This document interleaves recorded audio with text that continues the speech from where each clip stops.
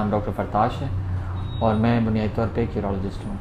मैं college of physicians and surgeons का fellow हूँ और आज जिस मौजू पे मैं आपसे गुफ्तगू करूँगा वो है ऑपरेशन के ज़रिए पेशाब में रुकावट का इलाज या पेशाब में के बार बार आने का इलाज। इससे पहले कि मैं आज के मौजू की तरफ आगे बढ़ूँ, मेरी आपसे रिक्वेस्ट होगी कि मेरे चैनल को लाइक और सब्सक्राइब करें ताकि मैं मज़ीद अच्छी वीडियोज़ आपके लिए लाता रहूँ।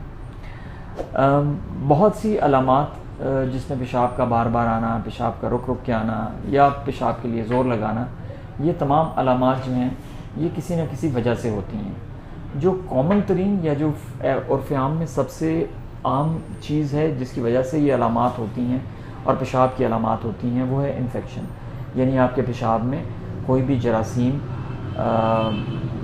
पनप रहा है या फल फूल रहा है और उसकी वजह से आपका जो मसाना है वो हरकत में आता है या उसको प्रॉब्लम होती है जिसकी वजह से वो आपको ये मजबूर करता है कि आप बार बार पेशाब करने के लिए जाएं या आपको रात को पेशाब के लिए उठना पड़े या पेशाब के लिए जल्दी करनी पड़े। बहुत सी अलामात हैं जो इसके साथ एसोसिएटेड हैं। इसके अलावा ये भी मुमकिन है कि आपके पेशाब की धार कमज़ोर हो, पेशाब के लिए आपको ज़ोर लगाना पड़ता हो या आप पेशाब करके आएँ तो लगे कि आपका पेशाब पूरी तरह निकला नहीं या आप जल्दी में जा रहे हों और आपका पेशाब रास्ते में निकल जाए। ये तमाम अलामात जो हैं ये कॉमन हैं अगर आपको इन्फेक्शन है पेशाब का। लेकिन इन्फेक्शन का इलाज हम ऑपरेशन से हरगिज़ नहीं करते। आम तौर पे हम इन्फेक्शन के लिए एंटीबायोटिक्स देते हैं और अद्वियात से वो कंट्रोल हो जाता है। लेकिन अगर इन्फेक्शन किसी ऐसी वजह से हो रहा हो कि जिसका इलाज ऑपरेशन के अलावा मुमकिन ना हो तो फिर हमें ऑपरेशन करना पड़ता है।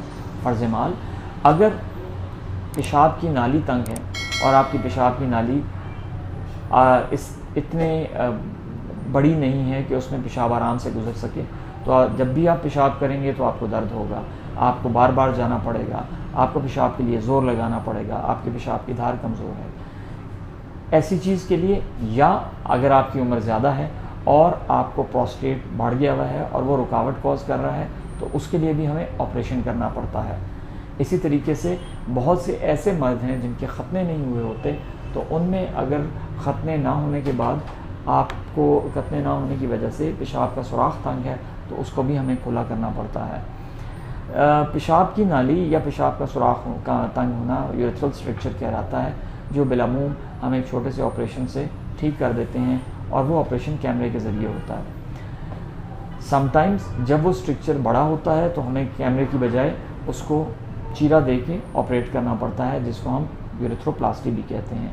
जो कैमरे वाला ऑपरेशन है उसको हम डायरेक्ट विजुअल इंटरनल यूरेथ्रोटमी या ऑप्टिकल यूरेथ्रोटमी भी कहते हैं।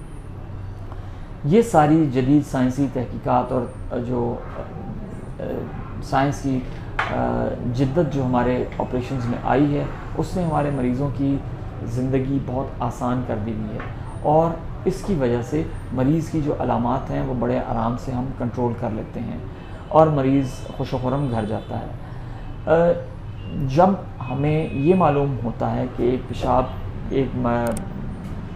पेशेंट को या एक मरीज़ को पेशाब की नाली में तंगी है तो हम उसके 3-4 टेस्ट करवाते हैं, जिसमें अल्ट्रासाउंड भी है और एक टेस्ट है जिसका नाम है रेट्रोग्रेड यूरेथ्रोग्राम, जिसमें हमें उसका एक्सरे करवाना पड़ता है और उसकी पेशाब की नाली में डाई डाल के उसका कैमरे से पिक्चर्स और तस्वीरें लेनी पड़ती हैं।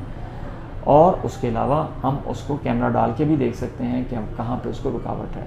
जब एक रुकावट हमें पता चल जाए तो उसके बाद हम ये फ़ैसला करते हैं कि इसको किस तरह दूर किया जाए।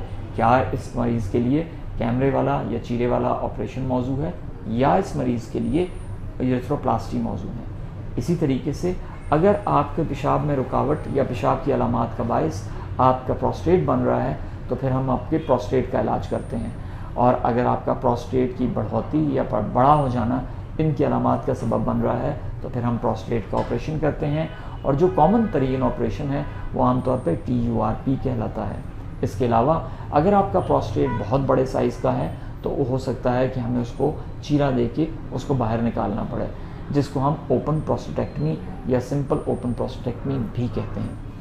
इसके अलावा और अगर कोई कंडीशन है जिसको हमें फिज़िकली या मैकेनिकली तौर पे हमें उसको रिमूव करना पड़े या वो नागुज़ीर हो करना, तो उसके लिए भी हमें ऑपरेशन की ज़रूरत पड़ती है।